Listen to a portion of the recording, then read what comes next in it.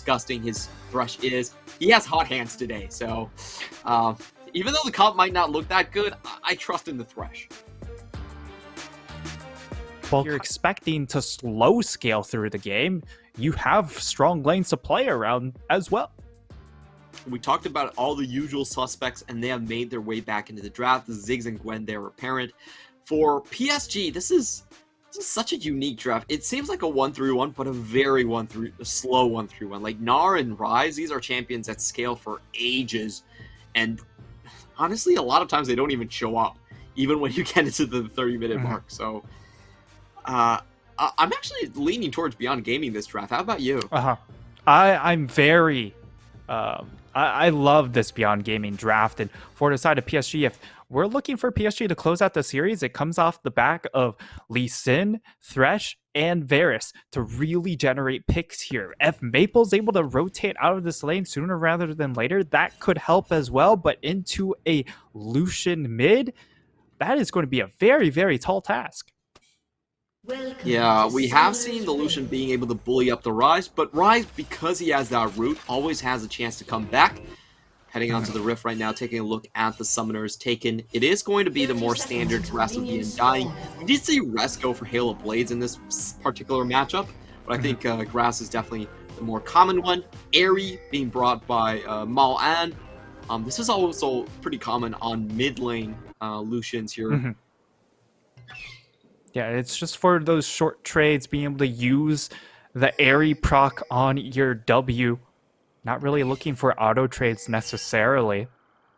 And it does look like it's going to be a pretty uninteresting start, as once again, we will see the ward come up top lane. Make sure Hanabi gets that extra bush control to ensure the lane phase starts out pretty all right. But now Doggo could be forced in a position to burn a flash.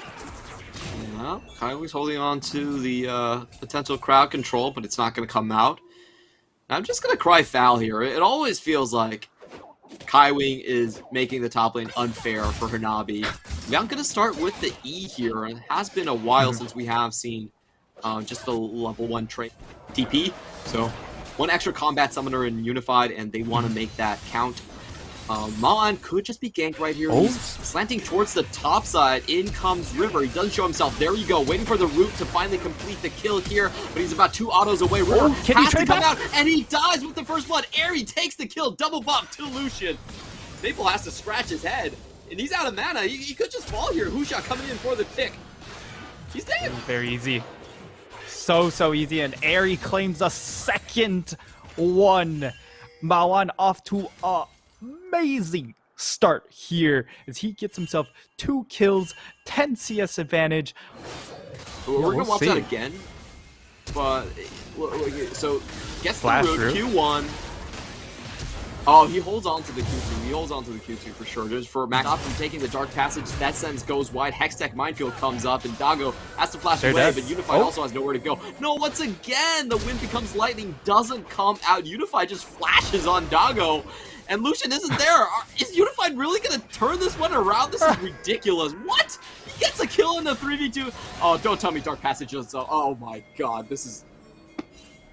Oh, that is disgusting, Unified. Can we just hand this man... Being able to come away with 1 kill there onto Doggo. Doggo plays this out so well, too. He dodges away from that Thresh hook, and then Husha, he just flubs it. He flubs it. This is a 2v4! It's a 2v4! How did PSG outplay this?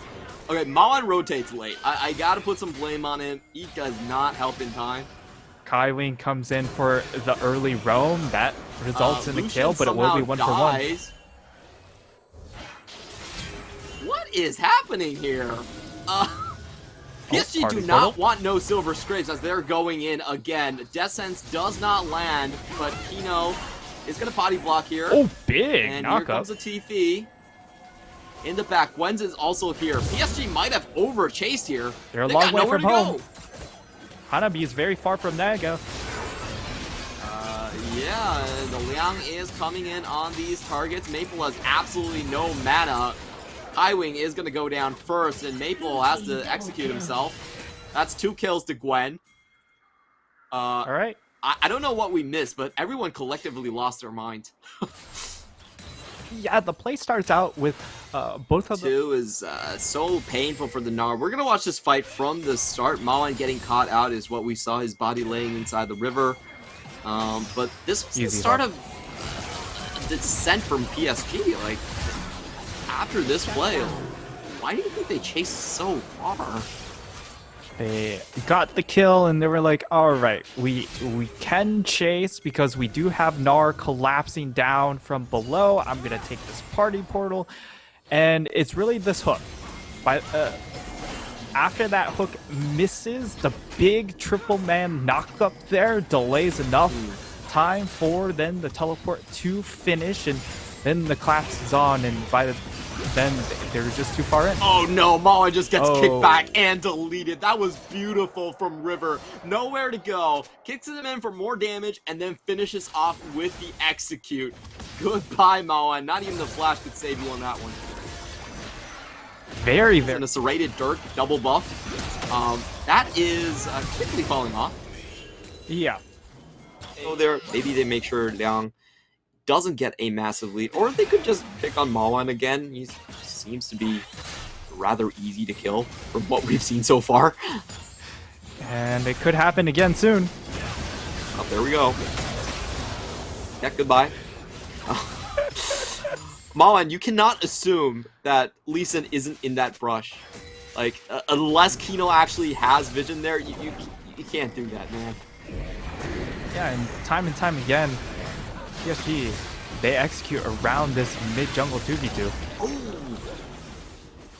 Good find there by Husha. He actually takes away the Herald before he can get the charge, so that's 360 gold in the pocket denied. Yep, 320. My math is terrible. Yep. 320 gold denied, but still going to be a bit of a small change as PSG will still trade up. They'll be able to obtain this to heal up in these trades. We are heading into mid-game where everyone is more focused on the Drakes. I want to ask you, who do you think actually comes out ahead of these Drake fights? So far, Beyond Gaming still has a small gold lead, and this Gwen is pretty massive here. So 5v5 straight up, just who wins as we go into the team fight, and we might get the answer right away as Kaiwing does find a hook onto Husha. Husha not willing to take that standing, is going to kill him despite the flash, and over the wall they find a River too. So I think if you start up everyone full HP and the team fight breaks out, you're going to have the advantage more often than not. Unless if you see an insane flash ultimate from this Gwen.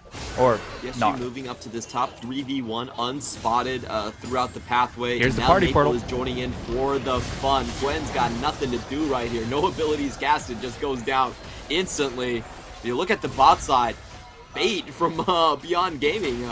They're just full on committing right here to make the catch and find those kills. Lucian on one side, Liang on the other. Hanabi's about to go down. Nowhere to go. The quickness comes in. That's already one dead. River trying to make his way out, but can't find the exit route. He will go down. Unified, on the other hand, picking one up, but that's it. It's going to be a 1-for-3 trade. Now the chase Beyond is Gaming on. looking for more, but Liang is still coming in. Gets the flash from Unified. And Everfrost is going to put an end to that one. Kino can't find an entrance. So the question is Beyond Gaming comfortable enough to just start this Baron? That's the question. And Dago has his teleport up available. He's going to expend it right away. But big question, can Maple find the damage? That's 2 kills. And okay, Husha's dead. No He's smoke. finding the damage. PSG, they can just walk in onto this Dago's one. trapped. Dago's dead. That's the second snipe coming in from Maple. Dago does flash out. And I think that should be it, but Maple flashes in once more and gets the triple kill. The poke squad from PSG. I'm not sure how they do it, but they turn things around. 1-for-3, and then the 2 of them get a triple. Yeah, it really just comes down to Dago taking the teleport to the banana bush there. Try and play more of a zoning position, but unfortunately it means that Maple, he can just walk into the pit and just output damage and that means PSG, they get those 3 kills, didn't we? Purchase is an expendable, doesn't last forever. So this is going to be critical. Hanabi drops Meganar right before the team fight. Not a great sign of things, but River is on the objective first. A lot of poke being thrown around here. Mao and Steel holding on to the culling, waiting to use that. And it will be Hushao once again that secures the objective. Lee Sin is down. The full fight is on. Kaiwing also going to go down. A 5 for 3. Maple has nowhere to go. He barely takes down Kino, but isn't able to do it. That's a 3 for 0 trade. The 5v5 for Beyond Gaming finally coming onto its own. Unified also dead, and we might be heading for Silver Scrapes. PSG completely whipped the team fight. Hanabi has to be the only one to stop this one. He's trying to hold Beyond Gaming back. He's using his own body to they don't have enough minions to end, though. Advancing.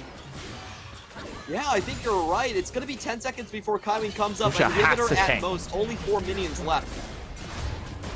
It's going to come down to tanking coming in from these Mega Bank Beyond members here. Liang is going to be able to tank up for his minions, and Kaiwing is here now. Forward into that one. He just might die from that transgression. They're focusing on the base, and they take it. Mega Bank Beyond Gaming, they take it to a game 5. Mega Bank Beyond Gaming with a